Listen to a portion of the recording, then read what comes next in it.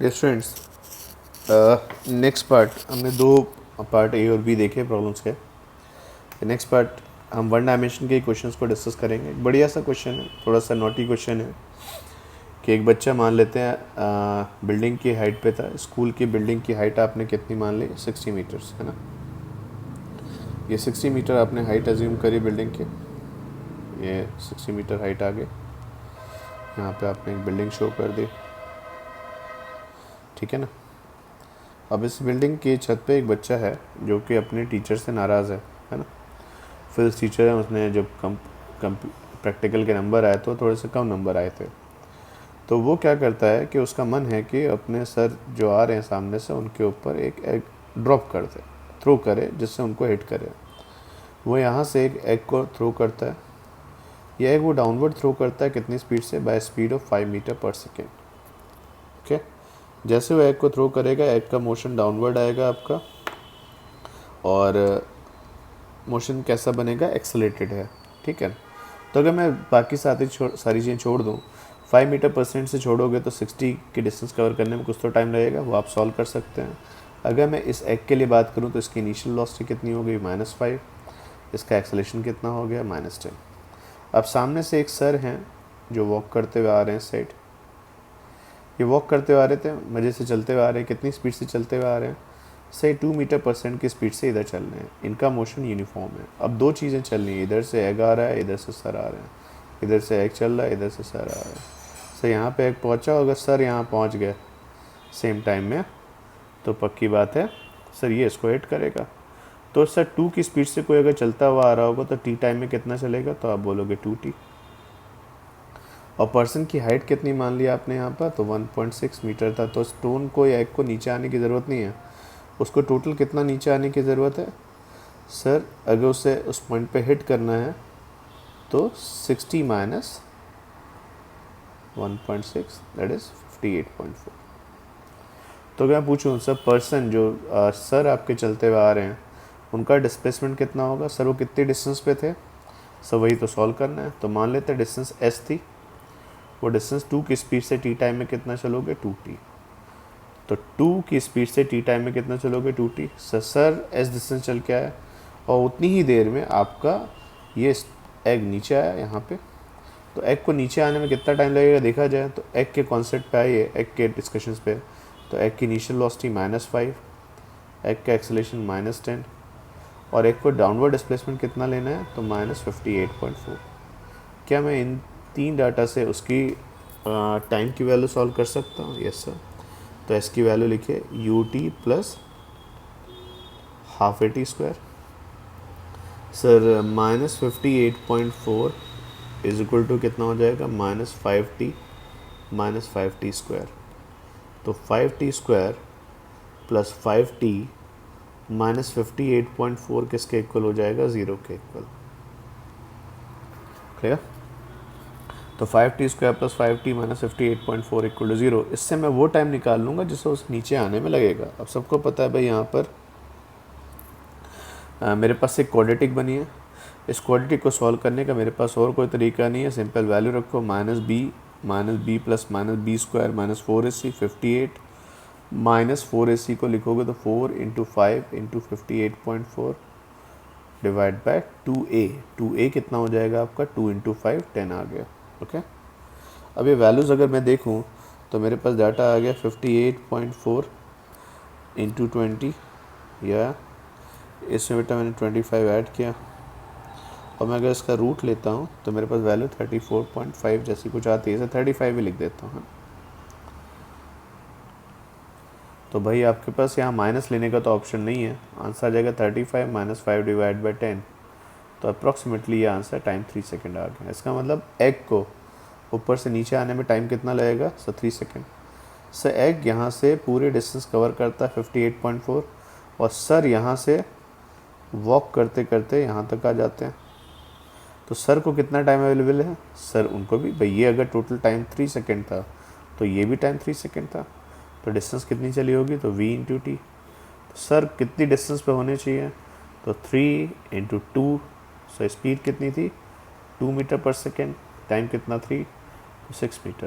Clear? तो आपको निशाना लेने के लिए भाई ध्यान रखना सर कहाँ पर हो।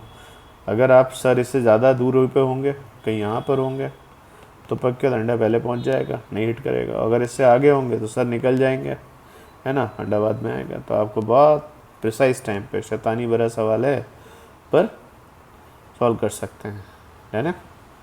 अगला डिस्कशन आया बेटा, एक पार्टिकल आपका पॉजिटिव डायरेक्शन में चल रहा था, उसकी वेलोसिटी कितनी दी गई 10 मीटर पर सेकेंड, इनिशियल एक्सेलेरेशन कितना है 2 मीटर पर सेकेंड स्क्वायर, और लेफ्ट डायरेक्शन में है। तो देखो भाई बढ़िया सवाल है, अच्छे से देखा जाए, इसका सोल्यूशन देखें तो क्या बनता है। इनिशियल वेलोसिटी कितनी है, यहाँ पर 10 है, एक्सेलेरेशन लेफ्ट साइड में इसलिए माइनस लिखेंगे।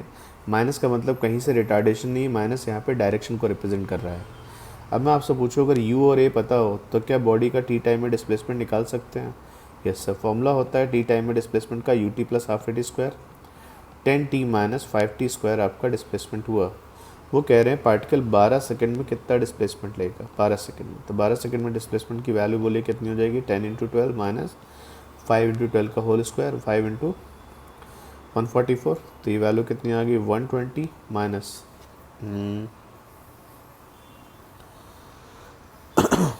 ये वैल्यू अगर सॉल्व करें तो 5 इंटू, ये तो बहुत बड़ी वैल्यू आ रही है, T square distance travel by the particle in 12 second. तो यू टी स्पीड कितनी थी 10, एक्सेलेरेशन कितना था आपका, ओहो एक्सेलेरेशन आपका -2 था। तो यहाँ पे आप चेंज करेंगे, ये वैल्यू कितनी आ जाएगी, एक्सेलेरेशन -2 रखोगे तो माइनस टी स्क्वायर आएगा।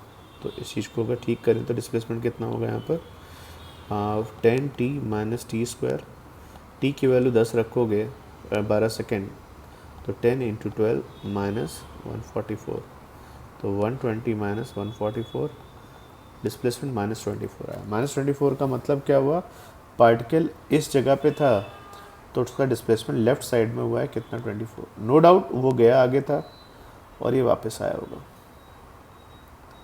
क्लियर।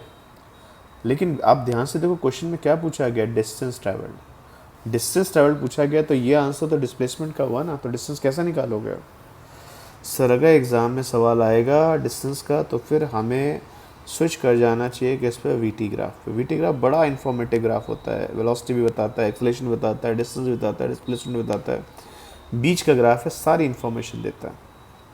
अब अगर इस स्टोन की बात की जाए तो स्टोन की ज़रा बताना, इनिशियल वेलोसिटी कितनी थी 10, एक्सेलेरेशन कितना था -2, तो वेलोसिटी की वैल्यू क्या हो जाएगी u प्लस ए टी, तो 10 minus 2t। Sir velocity 10 minus 2t का मतलब समझे क्या हुआ, ग्राफ होगा straight line, t equal to 0 पे वेलोसिटी कितनी थी, तो t इक्वल टू 0 पे वेलोसिटी कितनी थी 10, और t इक्वल टू 5 सेकेंड पे वेलोसिटी कितनी हो जाएगी 0। ठीक है, इधर आपके पास टी आ गया, इधर आपके वेलोसिटी आ गई। तो क्या मैं इन दोनों पॉइंट्स को ज्वाइन कर दूं तो मुझे यहाँ पे ग्राफ मिल जाएगा, यस सर, क्लियर। तो आप मुझे बताना टिल 5 सेकेंड आपका मोशन कैसा था, पॉजिटिव। इस पीरियड में क्या आपने कुछ जर्नी, कुछ डिस्टेंस कवर करी है, हाँ सर। तो देखा जाए ये जो आपका पॉजिटिव वेलोसिटी से आपने डिस्प्लेसमेंट लिया है, क्या हमें सॉल्व कर सकते हैं। जैसे ये हमारे पास एरिया आ रहा है, क्या ये एरिया को मैं अगर चाहूँ तो A1 लिख दूँ, सर ये एरिया A1 बताओगे कितना आएगा, half base into height, half 5 into 10, है ना, हाफ बेस इंटू हाइट, ठीक ना। तो हाफ 5 इंटू 10 के हिसाब से 25 मीटर का पॉजिटिव डिस्प्लेसमेंट।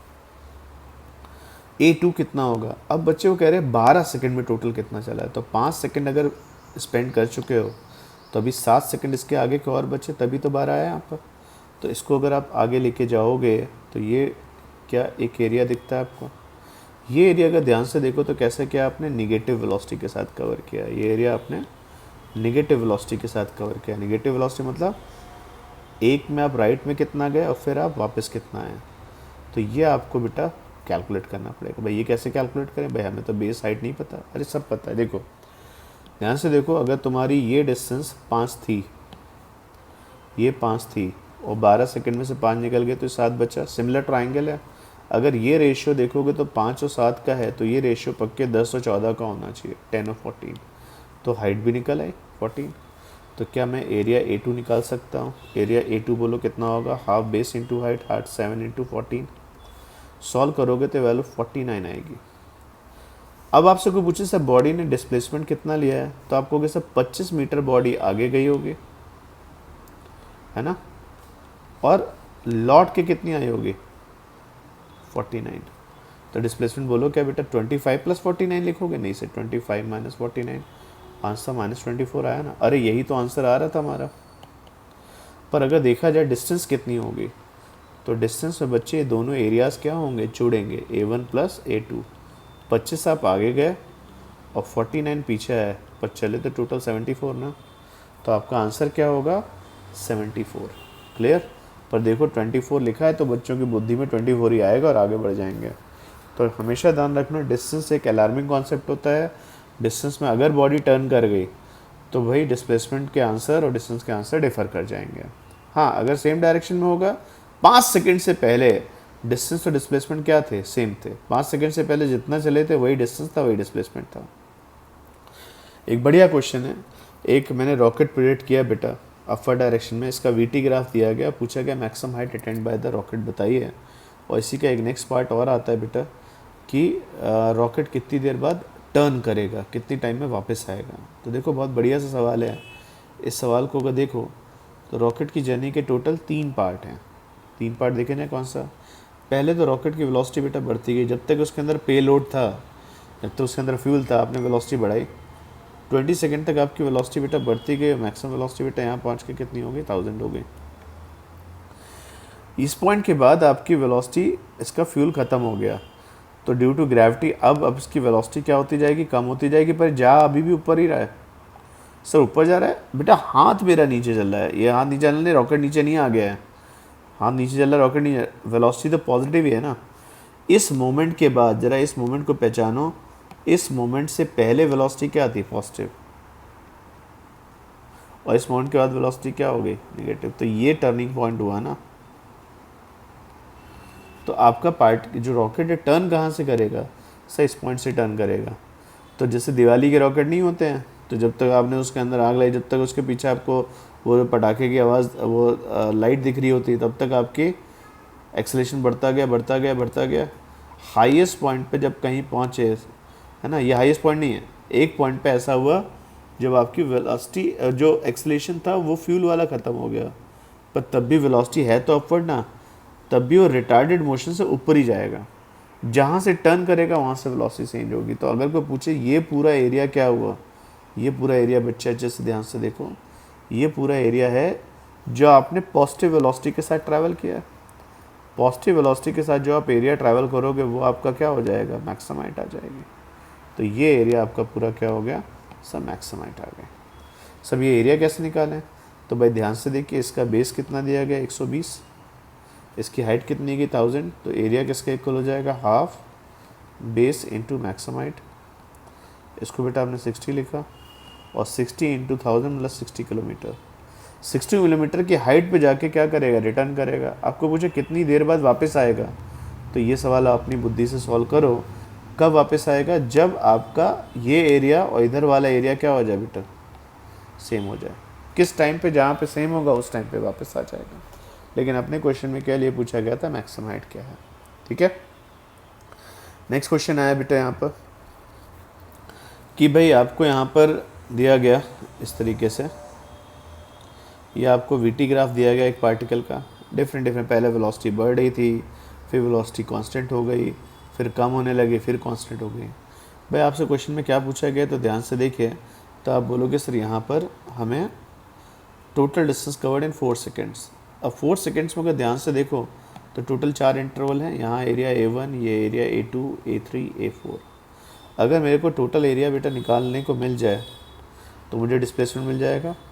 और डिस्टेंस और डिस्प्लेसमेंट सेम होंगे, ऑफ कोर्स सर सेम होंगे, वेलोसिटी पूरे में पॉजिटिव है। तो जो एरिया है वो टेक्निकली होता क्या है, डिस्प्लेसमेंट। पर क्योंकि वेलोसिटी का साइन नहीं चेंज हुआ है, पार्टिकल पलटा नहीं है, तो डिस्टेंस और डिस्प्लेसमेंट क्या होंगे, सेम होंगे। और आंसर हो जाएगा A1 plus A2 plus A3 plus A4। ठीक, A1 की वैल्यू, A2 की वैल्यू, A3 की वैल्यू और A4 की वैल्यू आप सिंपली निकाल सकते हो। देखो A1 कितना आएगा, हाफ बेस इंटू हाइट के अकॉर्डिंग, हाफ 1 इंटू 20, दिख रहा है ना, हाफ 1 इंटू 20। नेक्स्ट देखिएगा A2 कितना आएगा, तो 20 रेक्टेंगल बन रहा था, 20 इंटू 1 आ गया, तो ये एरिया हो जाएगा 20 इंटू 1। ठीक, थर्ड बेटा देखना आपका ट्रेपेजियम बन रहा था, हाफ ध्यान से देखो पैरेलल साइड्स, ये 20 की साइड है, ये 10 की साइड, तो half sum of parallel sides कितना हो जाएगा 20 + 10, और गैप कितना हो गया 1।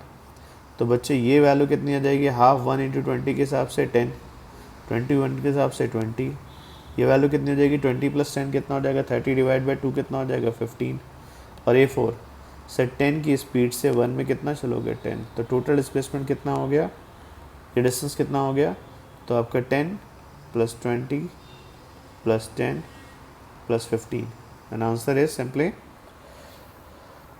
55। अब इसमें एक सवाल अच्छा और बन सकता है, they can ask about average velocity. भाई डिस्प्लेसमेंट पता है और टाइम पता है, तो 55 की डिस्टेंस कवर करिए तुमने कितने टाइम में, 4 सेकंड में, तो अप्रॉक्सीमेटली आंसर बेटा कितना आ जाएगा आपका 14 मीटर/सेकंड। 14 मीटर/सेकंड का मतलब समझे क्या हुआ, अगर मैं पूरी जर्नी में उठा पटक नहीं करूँ, ना बढ़ाऊँ ना घटाऊँ, केवल 14 की कांस्टेंट स्पीड से भी चलूँगा, तो मेरा ये जो एरिया है ना, ये वाला एरिया और ये पूरा एरिया, ठीक है ना, तो आपका ये ग्रीन वाला एरिया और रेड वाला एरिया क्या होगा बेटा, सेम होगा। तो कांस्टेंट स्पीड का मतलब इतनी स्पीड से चलो जिससे बिना चेंज आप सेम डिस्प्लेसमेंट ले लें, ठीक है। ये बेटा एक बढ़िया सा क्वेश्चन है तो आसान सा ही, अच्छा सा देखो भाई, आपको एक जीप दी गई, जीप कितनी स्पीड से चल रही थी बेटा 9 की स्पीड से, उसके पीछे बेचारा पुलिस वाला, उसको एक बाइक दे दी गई, पर बाई चांस बाइक की स्पीड बढ़िया है 10 मीटर/सेकंड। मान लेते बेटा ये इनके बीच का गैप इस समय कितना था 100 मीटर। एक बात पक्की है कि अगर ये जो पुलिस है ये थीफ को पकड़ लेगा, क्यों, क्योंकि इसकी स्पीड ज़्यादा है। टी टाइम बाद मान लेते हैं थीफ कितना आगे आ जाएगा, तो टी सेकेंड्स में कितना आगे चलेगा 90, और जब थीफ यहाँ पहुँचेगा तो कैच करने के लिए भाई पुलिस को भी तो इसी जगह होना चाहिए ना। पुलिस टोटल कितना चलेगा 10 की स्पीड से 10 टी, और सबको पता है बेटा ये जो गैप था वो 100 था, तो आपको बेटा यहाँ पे लेंथ क्लियर है। और कॉन्सेप्ट क्या है, पुलिस को पहले तो 100 का गैप मेकअप करना है, थीफ अगर रुका होता तो 100 चल के पकड़ लेता, पर नहीं, इस पीरियड में थीफ कितना आगे जाएगा 90, और पुलिस को कितना चलना पड़ेगा 90 + 100, तभी तो बराबर आएगा। तो चेक करो रिलेशन क्या बना यहाँ पर, पुलिस का जो भी डिस्प्लेसमेंट है 10t वो थीफ के डिस्प्लेसमेंट से 100 ज़्यादा होना चाहिए, तो आपकी टी की वैल्यू सिंपली कितनी आ जाएगी यहाँ पर 100 सेकेंड्स। और आप ऐसे भी समझ सकते हो, पुलिस और थीफ में पुलिस के पास एक्स्ट्रा कितना है स्पीड 1, तो 1 की स्पीड से जब वो कवर करेगा तो 100 कवर करने में 100 सेकेंड्स ही तो लगेंगे ना। नेक्स्ट क्वेश्चन था बेटा आपके पास यहाँ पर, बढ़िया क्वेश्चन है। एक पार्टिकल लिया बेटा आपने, ये अपना रेस्ट से मोशन, सॉरी ओरिजिन से अपना मोशन स्टार्ट करता है, वेलोसिटी की वैल्यू t² है, कितने टाइम तक पार्टिकल बेटा रिटार्ड करेगा। तो हमेशा ध्यान रखना बहुत अच्छे से, कोई पूछे रिटार्डेशन का मतलब क्या होता है, तो नॉर्मली पर्सन हम लोग जब बोलते हैं रिटार्डेशन मतलब स्पीड कम हो रही है, पापा गाड़ी चलाते चलाते एकदम से रोड के थोड़ा साइड में करके गाड़ी को रोकते हैं, तो वो कहेंगे सर स्पीड कम हो रही है इसलिए मोशन रिटार्डेड है। हम नॉर्मल लाइफ में रिटार्डेशन को स्पीड से रिलेट करते हैं, और ऐसा कब होता है जब एक्सेलरेशन और स्पीड का प्रोडक्ट नेगेटिव हो। ये क्या बात है बेटा, अगर आप आगे जा रहे होगे और पीछे एक्सेलरेशन होगा तो भी रिटार्डेशन होगा, और लेफ्ट में जा रहे होगे राइट में एक्सेलरेशन होगा तो भी रिटार्डेशन होगा, तो दोनों के साइन अपोजिट होने चाहिए। सर एक्सेलरेशन हम किससे रिलेट करते हैं, एक्सेलरेशन रिलेट करते हैं जब हमारी स्पीड बढ़ती है। ऐसा कब होता है जब a × v क्या हो पॉजिटिव, इसका मतलब जिधर आप चल रहे तो उसी डायरेक्शन में एक्सेलरेशन हो, मतलब लेफ्ट में चल रहे हो तो लेफ्ट में एक्सेलरेशन हो, राइट में चल रहे हो तो राइट में एक्सेलरेशन। तो हम नॉर्मली बेटा रिटार्डेशन एक्सेलरेशन किससे रिलेट करते हैं, स्पीड से। तो आपने बेटा यहाँ पे ग्राफ बनाया,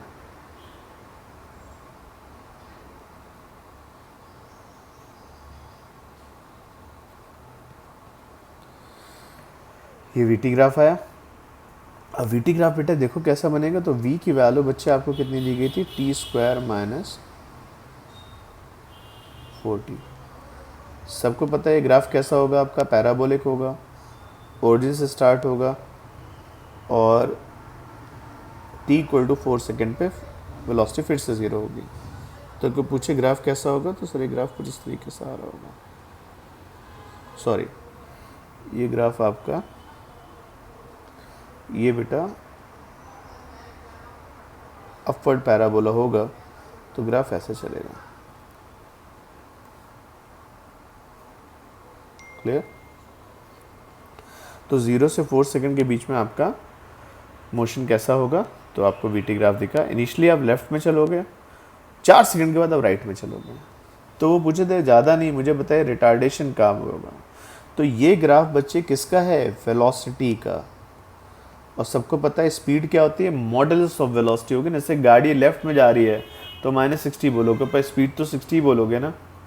तो जहाँ वेलोसिटी नेगेटिव दिख रही थी उसको अगर पॉजिटिव बना दें तो बेटा मॉड के कॉन्सेप्ट के हिसाब से जो नेगेटिव होता है अगर उसको तुम पॉजिटिव बना दोगे तो जो ग्राफ आएगा वो स्पीड का होगा। देखो t = 2 सेकेंड पे स्पीड मैक्सिमम होगी।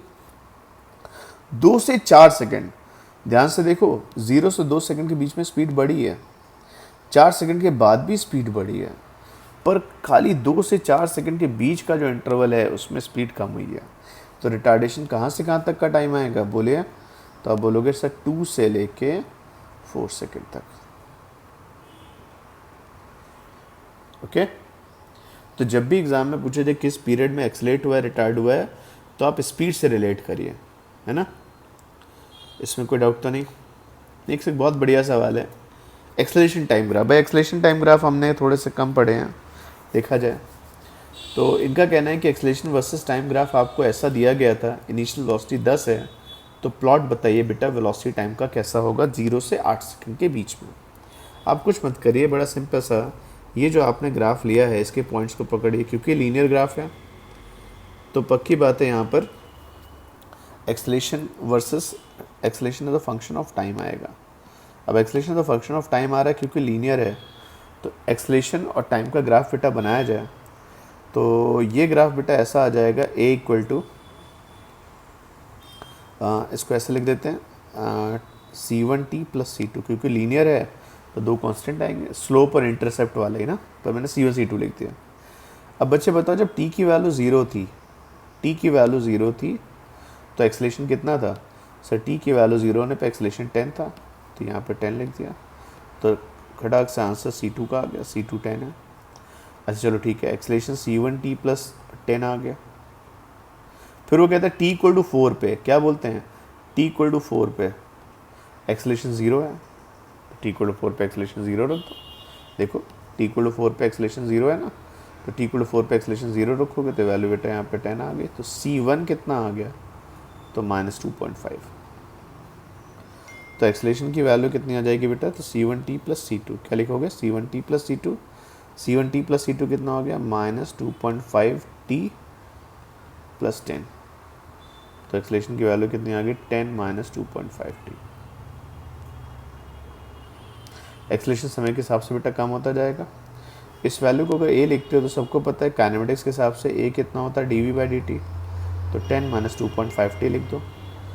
तो क्या dv की वैल्यू आप यहाँ पर 10 dt - 2.5t dt लिख सकते हैं? Yes sir.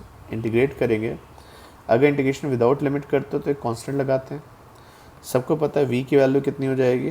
तो 10t - 2.5t²/2, या फिर उसे चाहो तो 5t²/4 लिख दीजिए +c। उन्होंने एक बात बोली थी, इनिशियल वेलोसिटी पार्टिकल की 10 थी, इनिशियल वेलोसिटी पार्टिकल की कितनी थी? 10 थी। तो t = 0 रखो, तो वेलोसिटी 10 थी, तो ये कांस्टेंट भी आ गया। इसका वेलोसिटी का अगर कोई पूछे तो वैल्यू क्या बनी? 10t - 5t²/4 + 10।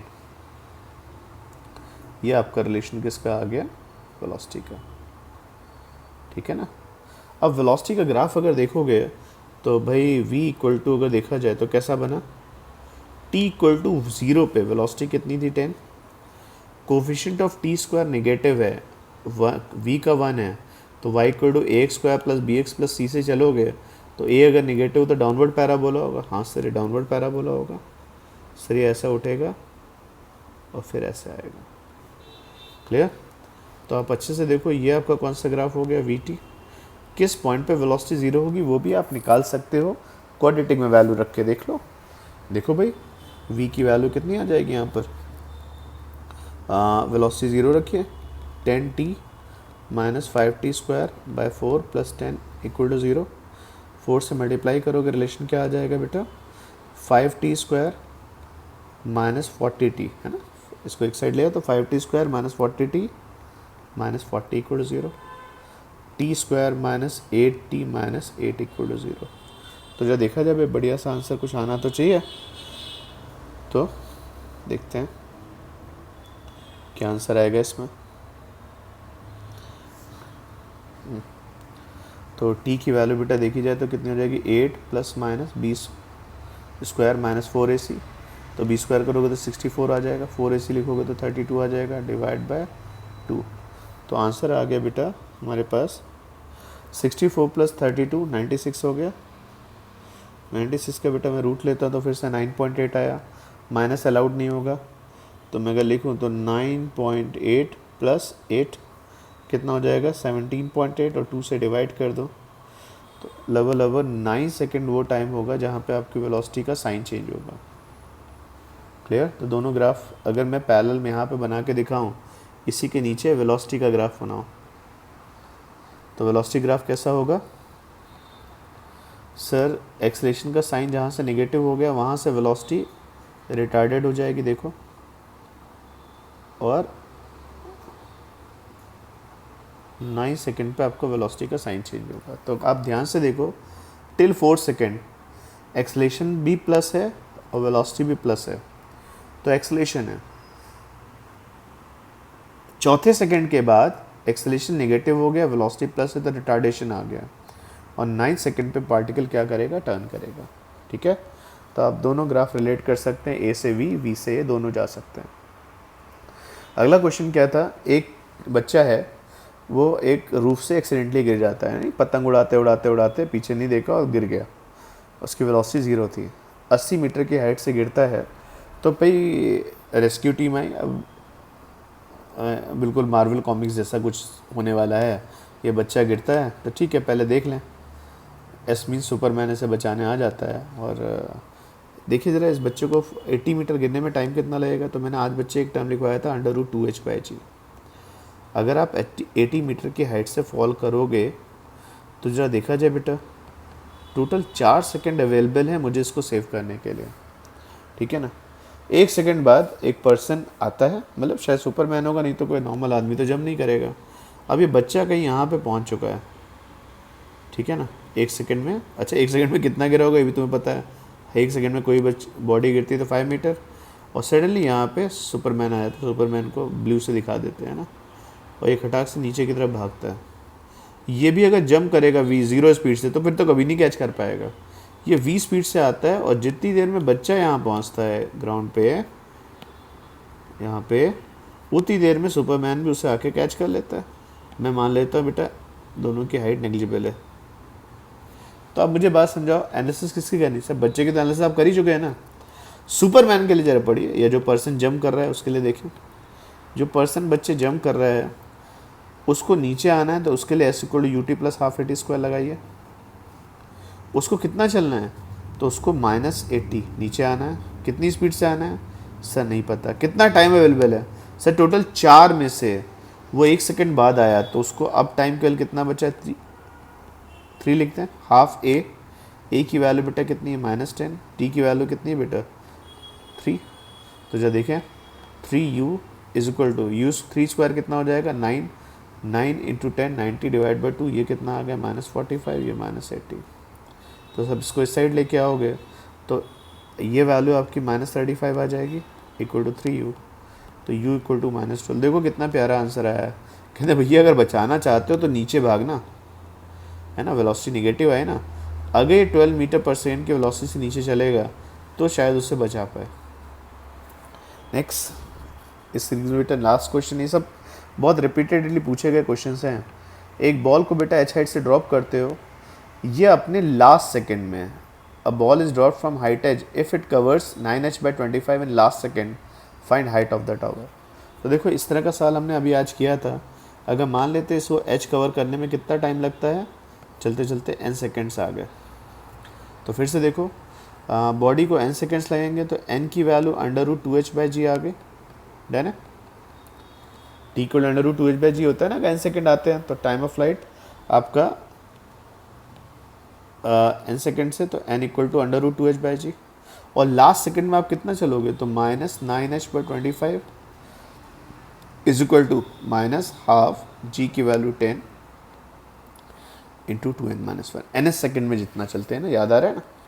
तो यहाँ से माइनस माइनस कैंसिल हो गया बच्चे, तो आपके वैल्यू कितनी आ जाएगी, माइनस कैंसिल 5 आ गया, तो 9h/125। 9h/25 किसके इक्वल हो गया, 2n-1। अब बच्चे 9h/25 अगर 2n-1 आ रहा था, तो आपने कहा सर क्यों ना मैं यहाँ पर h की वैल्यू यहाँ पे रखूँ, तो भाई ठीक है, h की वैल्यू रख लेते हैं। h की वैल्यू बच्चे बताना कितनी होगी, ये था 2n-1, ये था 9/125, और h की वैल्यू बच्चे कितनी होगी, तो h हो जाएगा, ध्यान से देखो इसको यूज़ करो, तो h हो जाएगा हाफ gn²। g की वैल्यू 10, तो h की वैल्यू 5n² लिख देते, तो h की वैल्यू 5n² आ गई। तो वैल्यू बच्चे बेटा 5 कैंसिल होगा, नीचे आ जाएगा 9/25 into n² equal to 2n-1। ज़रा ठीक से देखो इसे, तो 9n² is equal to 50n-25। 9n² minus 50n plus 25 equal to 0। Clear भाई, ये क्वाड्रेटिक तो सॉल्व करनी पड़ेगी भाई, और तो ऑप्शन ही नहीं अपने पास। 9 और 25 अगर आ रहा है, तो इसको 9 इंटू 25 करके देखें, तो ये 45 इंटू 5 लिख सकते हैं।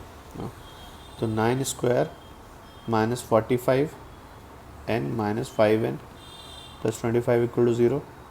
9n कॉमन लोगे तो n-5 आ गया, -5 कॉमन लोगे तो n-5 आ गया। सब बड़े प्यारे आंसर आ गए, एक n इक्वल टू 5 आया और n इक्वल टू 5/9।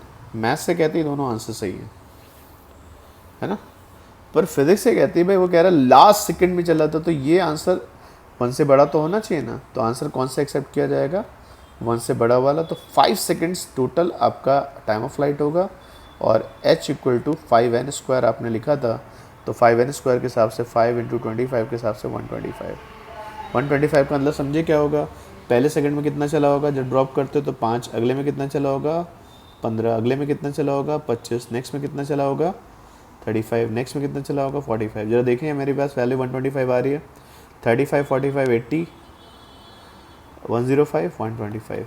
तो देखो ना लास्ट सेकंड में कितना चला है 45, तो 45 क्या 9/25 ऑफ 125 है, हाँ सर, तो बात सही है ना। तो जब ड्रॉप करते हैं तो टाइम ऑफ फ्लाइट कितना आता है आपका, under root 2h/g। Last second में आप हमेशा कितना चलते हैं, u plus half a 2n-1। इसके मैंने आपको 2 न्यूमेरिकल्स कराए। मैं इसके पार्ट में और अच्छे क्वेश्चंस लेके आऊँगा, तो नेक्स्ट पार्ट में डिस्कस करते हैं। अभी के लिए इतना ही।